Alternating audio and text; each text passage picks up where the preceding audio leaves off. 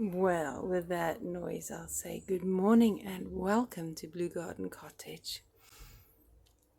How lovely it is to be able to have a little bit of dry weather because we've had some really odd summer weather. We had, excuse me, drought type conditions and then thundery storms and rain and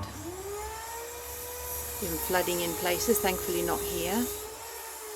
I have a little bit of a gap this morning to be able to do some gardening and then hopefully some tomorrow because I have a lot to catch up on in the front garden especially. It looks very neglected and indeed it has been. So I just need to do a little bit of tidying up in the front garden and a little bit of tidying up and plant care, vegetable plant care in the back garden. So I mean it looks all nice and bushy at the moment.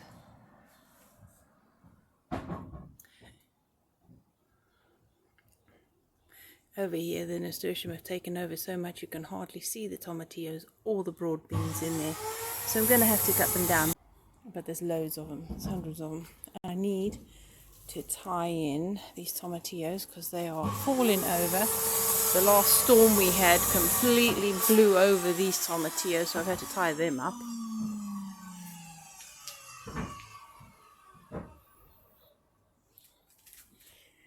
Sweet potatoes growing, but being eaten.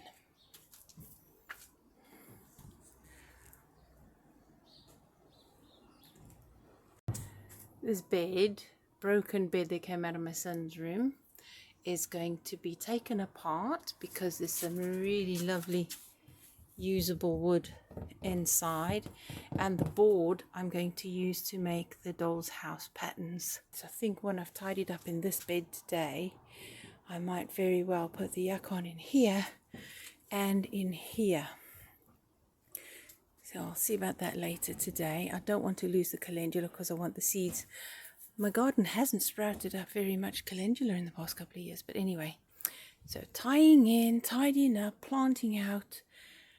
So by the time you see the garden again, it might not be as bushy and tidy. I mean, the butternut squash, oh, it's lovely. It's finally started growing, but there's no blinking fruit yet. And we're already in August. Parsnips are doing fine. Might need to thin out a little. Tomatoes are doing fine. The potatoes are still in the ground. They're still doing fine. No signs of blight yet, thankfully. The Russian kale and the chard. I think I need to chop some of that chard off. I don't need that many seeds. But there you go. All to be done today. Oh, and look at these zinnias. They finally come up in between the tomatoes as well. Lovely zinnias. Apple trees need tidying up, but they can't be done just yet. So I'm going to use that during the hot weather to water the garden because we're forecast to have some really, really hot weather in August. So yeah, that will be a backup water supply. So while we're getting a lot of rain this week, hopefully that will fill up, and all the water pots will fill up, and we should be fine for a couple of weeks of hot weather in August.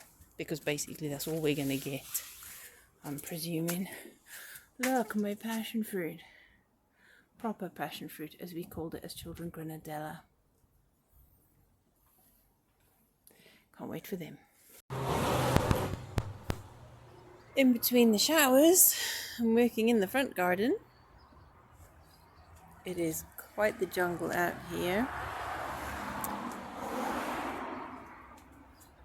That teasel needs tying in. The comfrey needs chopping and comfrey feed.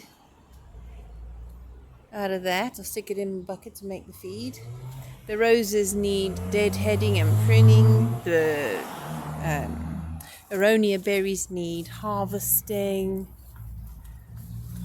The wisteria, we've called her Tentacula. Tentacula needs taming. The buddleia needs deadheading.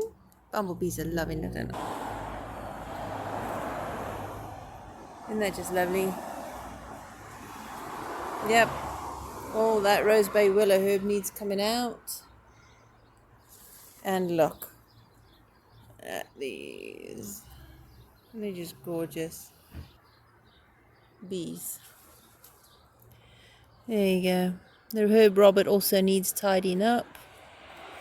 Quite a lot doing. I could harvest some of the sage and dry and put that away. I have harvested at the back garden today the rhubarb. I think I can get a little bit more out of it before it goes over. There's new shoots in there. But yeah, that needs sorting. I harvested some courgettes and the last of the broad beans at the back garden today. So let's hope. I mean, it's just been raining and that pot is bone dry. So it just proves if there's a lot of greenery around, just because it's raining doesn't mean the ground is getting any water. Just a quick note about wisteria. This wisteria must be female because it has a seed pod on there. This seed pod shows it's a female plant, and we've never ever really had seed pods on our wisteria except for very many years ago when we had one in England. And that plus the little nodules you see there, let me see if I can get them, those ones there prove that wisteria is actually a nitrate fixer. Well, all done, all tidied up. It is a scorcher again today. Some of the plants are obviously showing signs of drooping because it's in a pot, the Jerusalem artichokes, but it's all been tidied up. I haven't done the hydrangea, that has to wait until next week, but everything else, all the comfrey's been chopped down and put in the tub for the comfrey feed. Thinned out the fennel a little bit and the salad burnet because it was hanging over the path. Took away one of the giant teasel because it was completely blocking the path there. Tidied up, and I have chopped and dropped as much as possible because of the hot weather, especially the hotter weather coming. So it's been chopped and dropped nice and thickly, minimum of 1 inch thick to 2 inches in places, all chopped and dropped all over the place. The buddleia has been tidied up and the bees are loving it. I've tidied up my little peepholes, staked up the gladioli and tidied up the rose and the tree kale. That's been thinned out a little bit, just thinning plants out a bit, ready for very hot weather so that it doesn't need as much water and doesn't droop too much. There's plenty of chop and drop going on absolutely everywhere, and the harvests as well.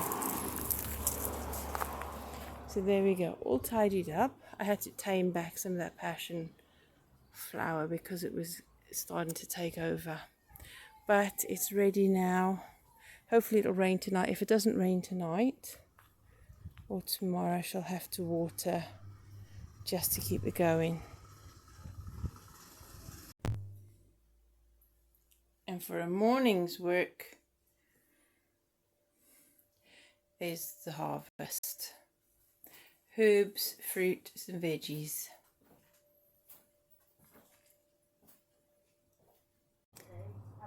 Can't remember if I showed you the yakon, but that is in the beds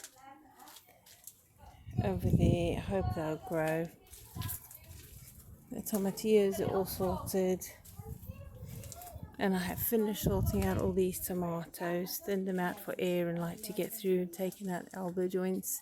I normally don't. Normally I leave tomatoes do what they want, but they're so late this year and I don't have a greenhouse, so I thought I would take away any new growth to allow the fruit to set. And we do actually have some fruit on the butternut.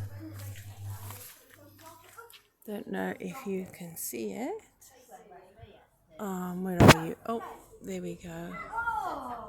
There's a fruit there.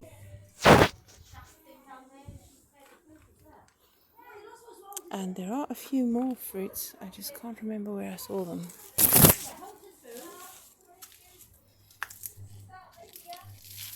I think on this side. I know I saw them. They're hiding now. Ah, there's one up there. There, can you see it? There's quite a few more. I was quite surprised. That is it for today. You can hear the neighbours. You can't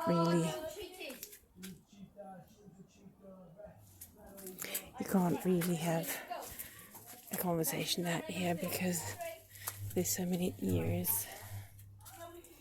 But it's been lovely to catch up with you and show you what's been happening in the garden.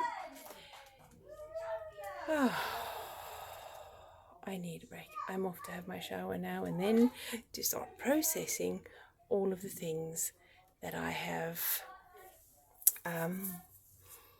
harvested.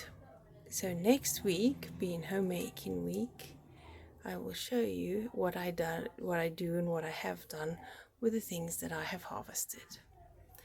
Alright people, whatever the weather has been this week, if it's as up and down as ours, I hope it's still a good week. Take care, stay safe, and I shall see you next week.